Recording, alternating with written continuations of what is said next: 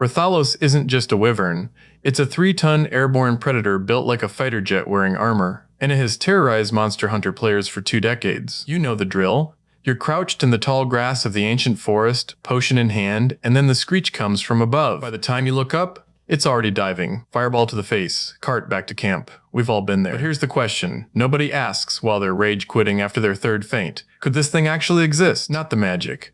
Not the video game health bar. The animal.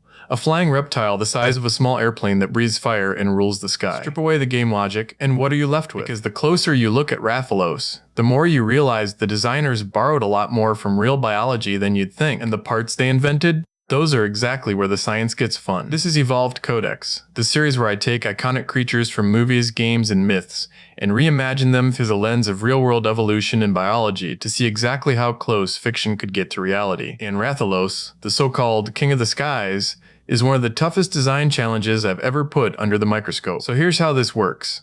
I'm going to evaluate Rathalos across 4 biological categories, and I'll score each one on a plausibility rating out of 10. Not, is it cool, but could evolution actually build this? First, flight and body structure, because a 3-ton flyer breaks a lot of rules. Second, the fire breathing, which is the part everyone assumes is pure fantasy. Third, its arsenal as a predator, the claws, the venom, the hunting style. And fourth, how something like this would even reproduce and raise young. And make sure you stick around until the end, because after that, we'll explore 3 ways a real Rathalos might evolve over time to actually survive on planet Earth. Some of those branches get genuinely strange. Let's get into it. Let's first take a look at the single biggest problem with Rathalos, getting it off the ground. In the games, Rathalos is described as weighing somewhere in the range of a few tons, with a wingspan that dwarfs most of the monsters around it. And right away, that's a red flag. Because here on Earth, we have a hard ceiling on flight. The heaviest flying animal that ever lived, as far as we know, was Quetzalcoatlus northropia, pterosaur from the late Cretaceous. It stood as tall as a giraffe, had a wingspan around 10 to 11 meters, and the best mass estimates put it somewhere between 200 and 250 kilograms. Let me say that again. The largest flyer in Earth's entire history weighed about as much as 3 grown men. Rathalos is supposedly pushing 3,000 kilograms. That's not a small gap. That's more than 10 times over the line. So is it hopeless? Not quite. Here's where it gets interesting. The thing that let Quetzalcoatlus fly at that size wasn't brute strength. It was being absurdly light for its dimensions. Pterosaur bones were hollow, pneumatized, riddled with air sacs connected to the lungs, with walls sometimes thinner than a millimeter. Birds use the same trick today. A frigate bird has a 7-foot wingspan and a skeleton that weighs less than its own feathers. So if I'm building a real Rathalos, the first thing I do is throw out the idea that it's solid muscle and bone. It has to be mostly air. Hollow skeleton, massive air sac system, the works, but even then, 3 tons is a fantasy. So I'm going to make a ruling here, and the Monster Hunter purists are going to hate it. A biologically real Rathalos caps out at maybe 250, 300 kilograms, top, roughly the size of a large Quetzalcoatlus with a heavier predatory build. Still terrifying, still bigger than any bird alive, just not a flying elephant. Now the wings. Rathalos has the classic Wyvern layout, 2 legs and 2 wings, where the wings are the forelimbs. And here's a fun fact most people miss. That's actually more realistic than a dragon. Real flying vertebrates, birds, bats, pterosaurs, every single one of them, evolved flight by turning their front limbs into wings. Nobody ever grew a spare set. So the Wyvern body plan, 2 legs plus wing arms, is the only anatomically honest dragon design out there. The Monster Hunter team got that right, probably by accident, but they got it right. The wing membrane itself would stretch from an elongated 4th finger down the body. Just like a pterosaur, supported by a tough layer of fibers called actinofibrils that kept the membrane from tearing in the wind. For takeoff, forget the running start birds need. Quetzalcoatlus likely used a quad launch, pushing off explosively with all 4 limbs like a vaulting pole, catapulting itself into the air in under a second. A real Rathalos perched on a cliff would do exactly that. Spread, vault, drop, snap the wings open, and it's airborne. For a 300-kilo flyer with hollow bones and a powerful launch, the physics actually closes. It works. It just means we had to shrink the king. For nailing the only honest dragon body plan but completely ignoring the weight limit, I'm scoring Rathalos a flight and structure rating of 6 out of 10. Now for the big one. The fireballs. This is the part everyone assumes is magic, and I get why. No animal on Earth shoots flame. But no animal does it is not the same as it's impossible, and biology has left us some very suggestive clues. Let's build a fire breather from parts that actually exist. Problem 1, you need fuel. Something flammable, produced by the body, on demand. And as it turns out, life makes flammable gas all the time, methane. It's the main product of the microbes living in the guts of basically every large herbivore and plenty of carnivores too. A single cow belches up to 500 liters of methane a day. Now imagine an animal that, instead of venting that gas, evolved a specialized chamber to store it. We actually have a real-world template for biological gas storage. The bombardier beetle keeps two volatile chemicals, hydroquinone and hydrogen peroxide, in separate reservoirs, and when threatened, it mixes them in a reinforced reaction chamber. The result is a boiling 100-degree chemical spray fired out the back with an audible pop in precisely aimed pulses. That beetle is, functionally, a tiny chemical artillery piece. Evolution already built one. We're just scaling it up and pointing it forward. So here's my real Rathalos. Deep in its gut, a dedicated fermentation chamber where specialized microbes break down its fatty, oily prey and pump out methane and hydrogen, which is even more flammable. That gas gets routed to a muscular storage bladder in the chest, separate from the lungs, lined with tough tissue to handle the pressure. So we've got fuel and a tank. Now we need a spark. And this is the part I love because nature already solved it twice. The electric eel generates jolts of up to 860 volts using stacked cells called electrocytes. Completely organic. A spark plug doesn't need anywhere near that voltage. So picture a small cluster of modified electrocyte cells at the back of the throat, near a hardened, spark-resistant plate. The Rathalos contracts its chest bladder, forces the gas mixture up and over that plate, and discharges. Spark meets methane. Hydrogen mix meets the oxygen in the air. Ignition. What comes out isn't really a glowing fireball like the game shows. It's a roaring jet of flame, more like a flamethrower than a fantasy projectile, lasting maybe a second or two per burst before the bladder needs to recharge. And the animal would have to be ridiculously careful. One badly timed burst, one crack in that reaction chamber, and it cooks itself from the inside, which actually explains the cooldown you feel in the game. A real Rathalos couldn't spam fireballs. It would fire once, decisively, then back off to rebuild pressure and let the heat dissipate. The fire would be a finishing move, or a threat display, not a machine gun, and there's a real metabolic logic to why an animal would even bother evolving something this dangerous.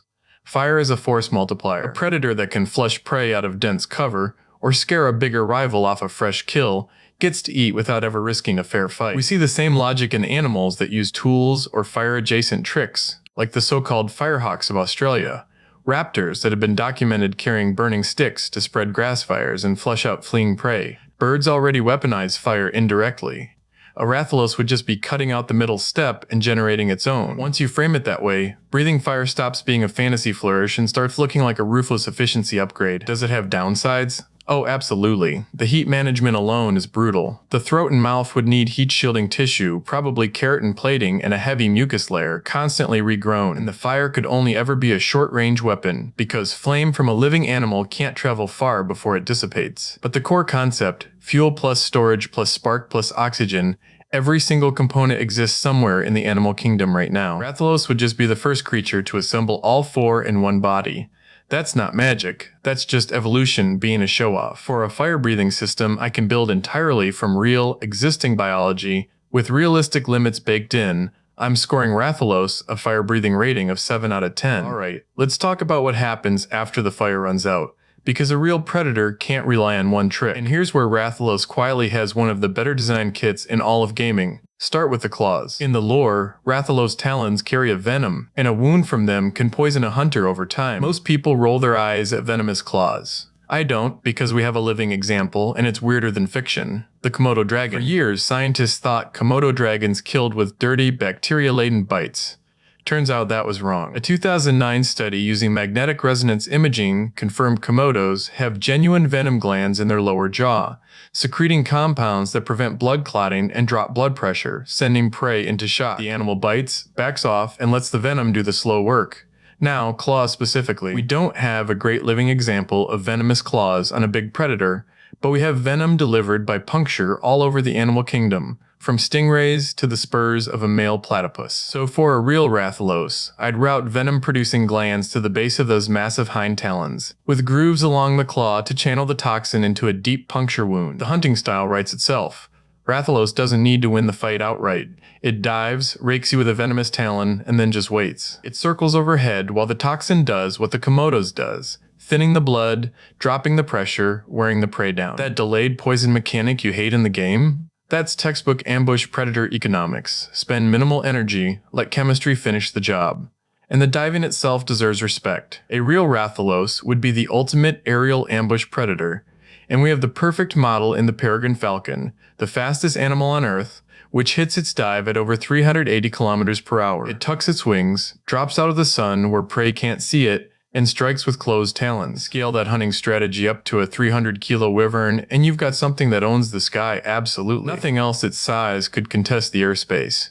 Its main competition wouldn't be other flyers at all. It'd be large ground predators fighting over the same kills, the lions and bears of its world, who'd have to look up nervously every time a shadow crossed the grass. And we haven't even touched the armor yet. Rathalos is covered in those iconic red scales, and people assume that's just for looks. It isn't. Scales are some of the most efficient body armor evolution has ever produced. The pangolin is wrapped head to tail in overlapping keratin scales, so tough that lions literally give up trying to bite through them. For a flyer though, there's a catch, and it's the same catch we keep running into.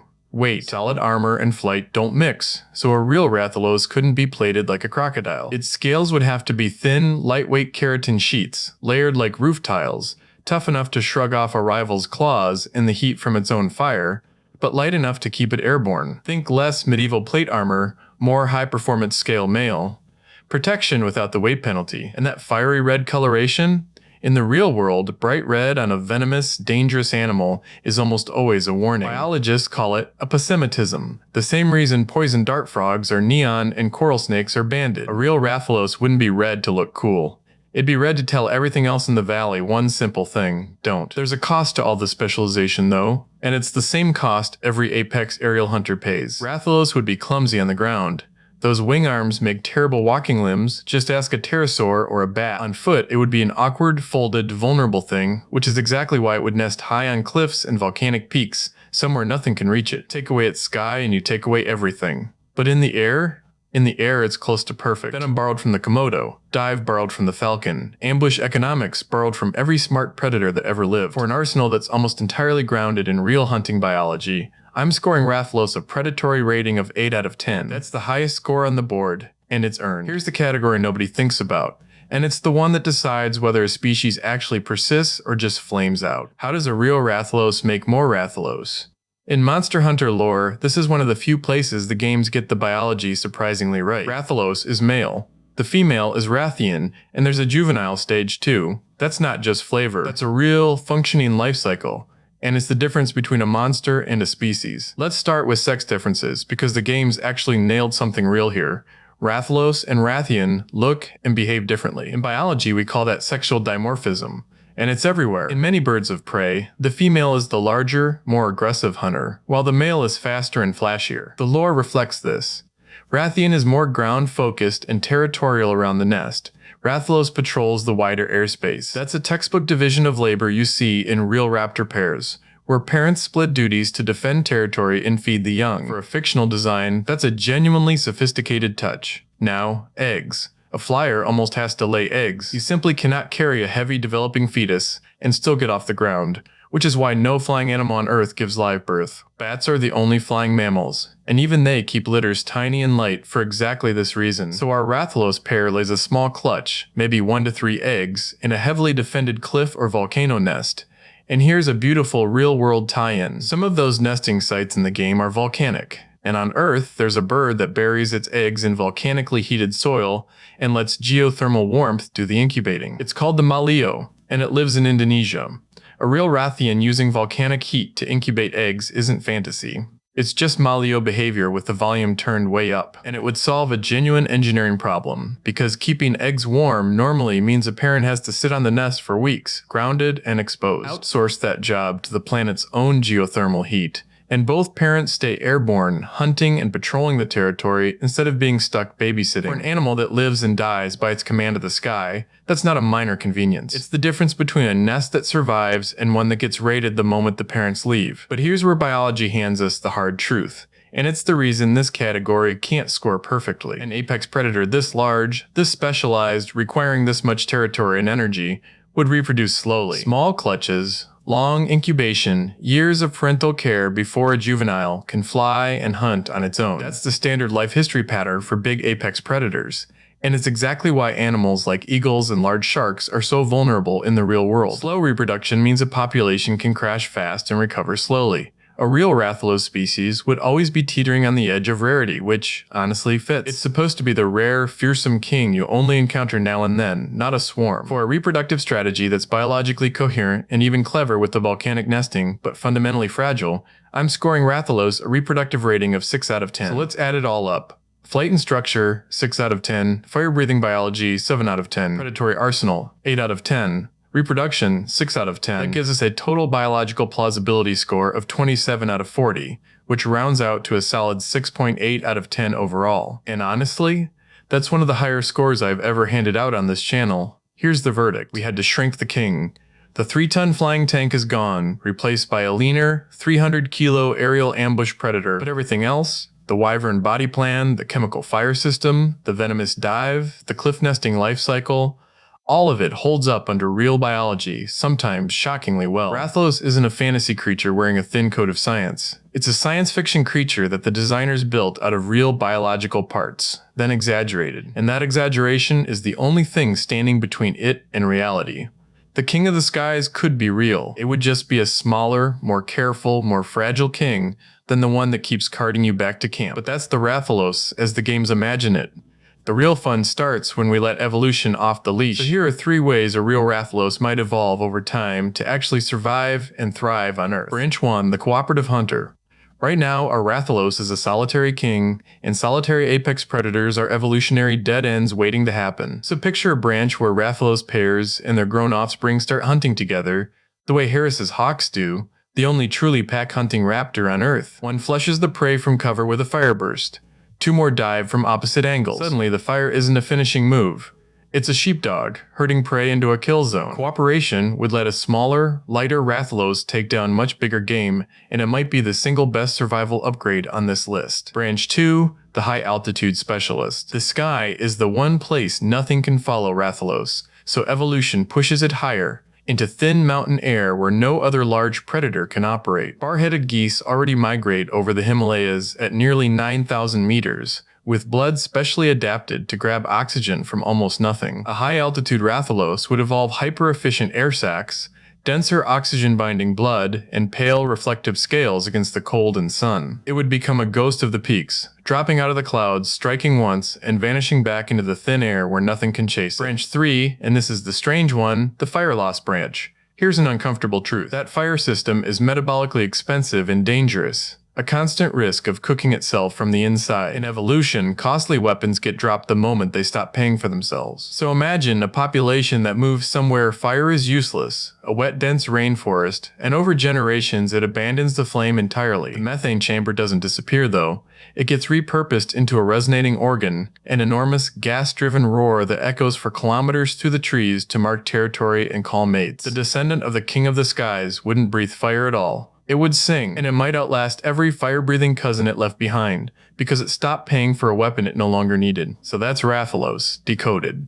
Smaller than you feared, smarter than you guess, and far more buildable than anyone gives it credit for. If you enjoyed the video, don't forget to like and subscribe so you won't miss any future content. And if you want to further support the channel, consider becoming a YouTube member today. You'll get sneak peeks of upcoming videos, early access to new releases, and custom emojis of your favorite creatures from the channel. Let me know down in the comments which Monster Hunter monster I should put under the microscope next. Personally, I think the lightning charge Zinigre is begging for a teardown. Until next time, stay curious, and I'll see you all in the next video.